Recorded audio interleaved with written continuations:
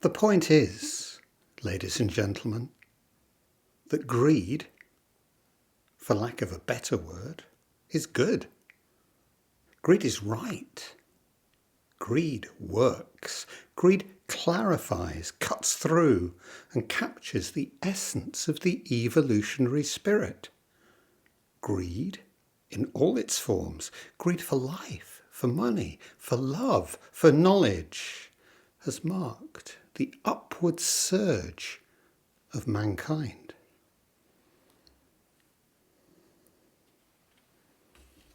That's Gordon Gekko's famous speech from the 1987 film Wall Street. Our society is conflicted about greed. If we think of a classic Buddhist position, well, greed is one of the three poisons. Greed, hatred and ignorance. And well, I quite like their original name, the three fires, because I think fire's a pretty good image of greed, how it can burn us up, consume us. And of course, in the Christian tradition, greed is a deadly sin. Clearly, we're conflicted about greed. I'll get back to Gekko's little speech. Talks about evolution, the upward surge of mankind. And there's a whole story about the world, certainly about what it is to be human, that's evoked by that little speech. It really is, from the amoeba to AI. It's all there, the progress of the human spirit. So we start with nature and really this idea that, greed is completely spontaneous and natural. It's there in the amoeba, chasing after food and consuming it. It's there in the march of history. One civilization, one culture, conquering, building on the work of another. Greed, in Gekko's image, is the foundation of all achievement. Of course, what it also does, it naturalizes it, makes seem natural, and that's an important idea which we'll keep coming back again and again in different contexts. It makes it appear natural, that there will be winners and losers. And of course, we're naturally always wanting more. Buddhist position on this is obviously rather different.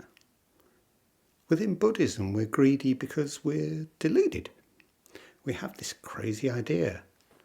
We're a separate self.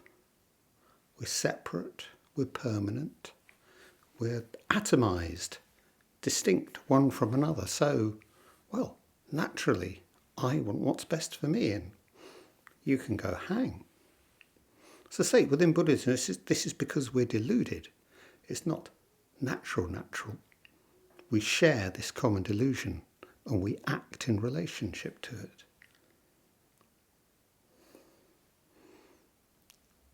So the most obvious version of the practice, and it's the same kind of moral stance that you get within Christianity, is that, we'll resist.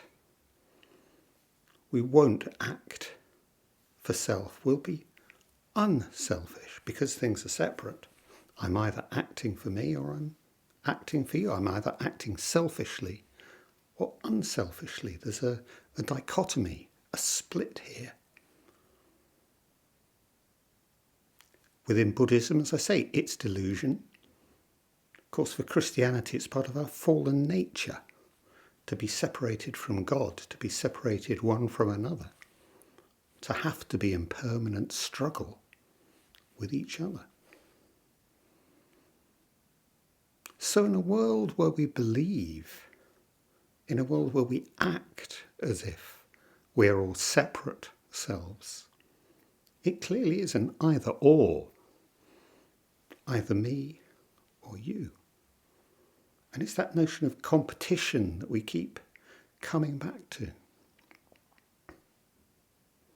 Within this kind of way of thinking, and we've, flagged this up in various ways over time, the idea of mastery, for instance. But we can say, this is atomistic, divided up. For me, everything is instrumental. It has can I get something out of this? Is it a threat? Or can I exploit this situation or this person to my advantage?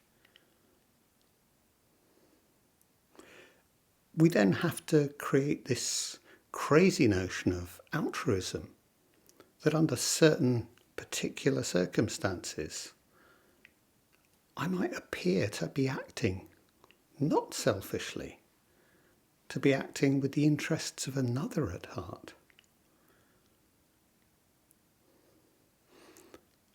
But then we'll go to endless lengths, kind of neo-Darwinism, to show that even when we think we're acting altruistically on behalf of the other, we're really only being selfish in another concealed sense, and anything we can do is self-serving. Even love, we're only out for what we can get. But where does this get us? Gratifying this self, my desires, what I think I want, my whims. Basically, it comes down to comparing each other's super yachts. Mine's bigger than yours. Oh, no, it isn't. Or these days, with Branson and Musk, it's comparing rockets. Whose is bigger now?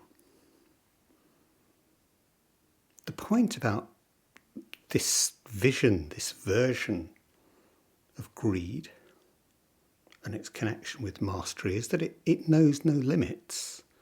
It can never find any limit because it's always expanding, always pulling new things in because, well, we'll get around to the because in a minute. The point is that if we are all chasing more, we're in permanent and total competition with each other, with everything else. And we know this to be the case because we're told it's the case. We're told it's the case in so many ways, from really almost before we have language. I mean, let's just think of the most obvious things, the game shows, the reality shows, even sports in this context, rich lists in the newspapers. And we think about TV shows, obviously things like The Apprentice, but even through to Bake Off, it's all winners and losers. Only one can win. And that's before we get on to social media and chasing likes and chasing views. And of course, the reason that we're doing that is eventually it can be monetized. It can be changed into cash, flows of money. And then we get on to, the really tricksy stuff. Things like, and it's trivial, but it's such a perfect image. There's a whole genre of advertising that relies on the idea that the real demonstration that this is the perfect product, this is the one that you need, is because you would cheat your best friend or lover to get hold of it. It's that good. It's that important. Self-gratification trumps all, trumps everything. And that's before we get on to, the kind of real cheaty TV like Traitors, which I gather is amazingly popular at the moment. Even amongst critics, best TV show in years. And it's not just at the level of media or culture, the way that we think in terms of economics, our economic theory, which is based on the idea of these free, separate individuals making rational and independent choices. Psychology, politics, the way we organise our voting, all of these are assuming that we are completely atomised, that we have rational self-interest and we always act in our own self-interest. And that's the same whether we're choosing a brand of chocolate or a new car or whatever. There's Thich Nhat Hanh said something I really like in this respect. He says, you go into a store, you think you're choosing a tie. Really, it's choosing you. Yeah, because you're just the consumer for what's there, what's on offer. So this big demonstration of self, it's more like passively receiving, making choices, all of which within sits this realm of permanent competition. This is the tie that will give me the edge, whether that's on my date or in that job interview. I get it, or they do. Only one can win, as we're told so often in all of these competitions. Only one can win, and it's not me. It's never me. It can't be me because, well, look, this whole system, this whole way of behaving, of organising ourselves as a society, it creates me as a separate self. It creates me as a separate and actually failed self because I didn't win. I didn't end up with all the toys. I haven't got everything. I'm a failed self, and well, how can I redress that? Well, I can go after more things. I can go after more money, more toys, more status. But that's not enough. It's never enough because only one can win, and it's not me. And I've mentioned before, you look at the behaviour of a Boris Johnson or a Trump. They don't really think they're winning. Else why the look of desperation in their eye? Why the panic? Why the need to prove themselves again and again and again and again? You're failing. We're all failing. And then this begins to tie up very, very neatly because it ties up with that aspect of ourselves that Joko Beck always talked about in terms of core belief. That thing from when we were small. We were completely dependent, and life, frankly, in some respects, was hard. And we learnt one way or another that we weren't enough. We were failures. We were bad. Whichever version of it you got, we all got one version or another of it. And so we have our society pointing at us. Failure. I know I am. So what do? I can try and compete harder. That's not going to work. And maybe we do get the sense that actually this isn't right. Because look, what actually is meaningful in our lives? What are our lives really about? Love, care, relationship, if we just put down that idea of being a separate self, not merging, not becoming it's all one, but being in relationship, this idea of mutuality. I recognise you, you recognise me, we recognise each other. Else, how do we know we really exist? And the way that shows up as love, as relationship, as care. That's the opposite of greed, because here I'm not separate. I'm not a separate self. I can see that I only exist as relationship. My joy is actually related to your joy. My sadness is related to your sadness. That we can communicate at all is down to having a shared language, which neither of us invented. We're completely social beings, and if we're prepared to recognise that at the deepest level, the infinity of love, of joy, of mutuality, of sharing begins to come to the fore. And of course that's how we live our lives. Of course it is. We need to give that the respect it deserves, which we don't always. Why? Because we're being formed as lacking, as failing, as separate. Buddhism, of course, has its own strategies, and they're ones which we don't use much, if at all, in Zen. But they're probably worth mentioning at this point. They're the 4 Brahmaviharas.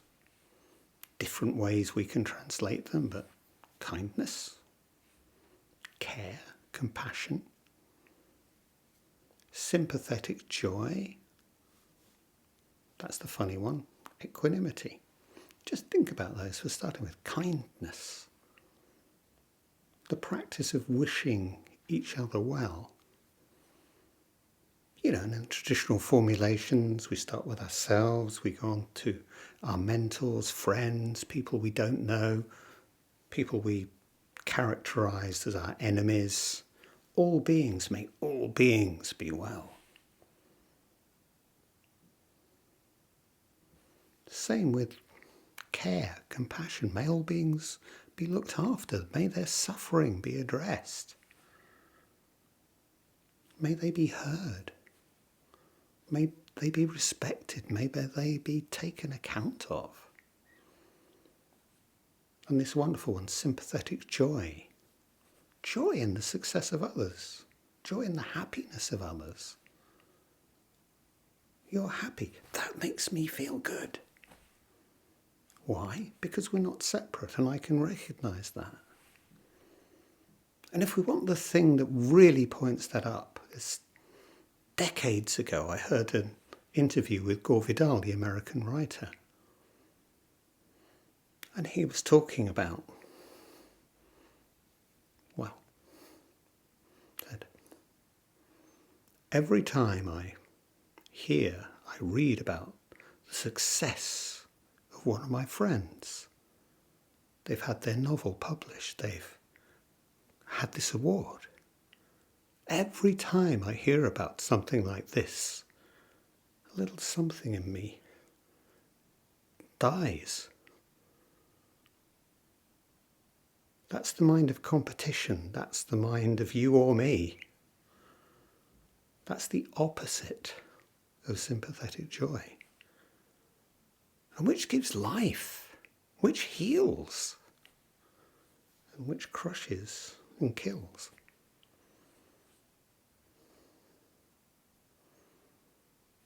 Maybe we'll do some work with the Brahmaviharas, maybe we won't. But the point is about our practice in general is about softening this sense of self, not erasing it, not saying, I don't exist. Of course I exist. And of course I want stuff. Of course I have desires. But are they against you?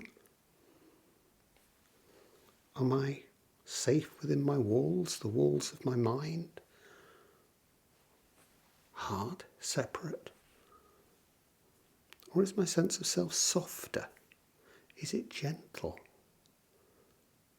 Is it a self that recognizes that without you, I am nothing? What's the point of doing this talk if you're not there to hear it? What's the point of you watching a screen if there's nobody there? Each other. A softer sense of self which necessitates our mutual recognition that shows that we aren't separate. We're not the same. We're not identical. We're not one in that sense. But we are not separate. And that's what it is to be us, to be human, to be practicing together.